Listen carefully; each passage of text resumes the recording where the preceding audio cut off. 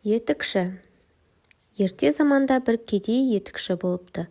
Бала-шағасы көп екен. Үй ішін асырау үшін ол ел аралап, қобдиын құшақтап жүріп етік тігіпті. Күндердің күнінде қобдиын қолтықтап, таныс емес бір ауылға аттанады. Бұрын жүрмеген жолы болған соң етікші адасып кетеді. Түн болады. Ақырында етікші далаға жалғыз тұрған иесіз үйге кездеседі. Иесіз қыстаудың ішіне кірген етікші пештің үстіне шығып, қобдиын басына төсеп жата кетеді.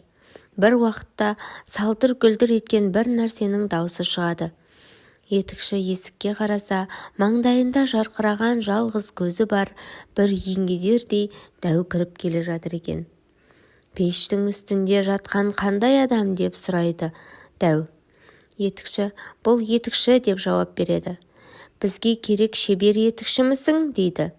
Сонан соң дәу бұйырып, қане, бері кел шебер, мына үйге кір.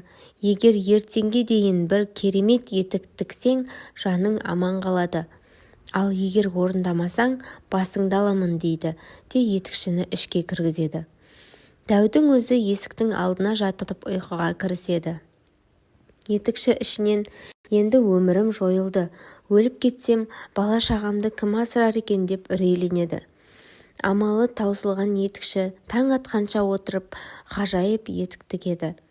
Етіктің сыртқы көрінісінің басқа етіктерден айырмашылығы, ұшы тіп-тік сүйір жоғары көтеріліп тұрады. Ал оның бір керемет қасиеті, аяғына киген адам аспанға қалықтап ұшып баратын жеріне лезде жетіп барады. Бірақ ол дәудің оны оңай үйіне жібере қоймасын біліп, бәрібір дәу қолынан өлемін. Одан гөрі бұл дәуді өзім өлтірейін деп өткір пышағын алады. Дәу ұйқыға кетті-ау деген кезде етікші етігін киіп сыртқа шығады.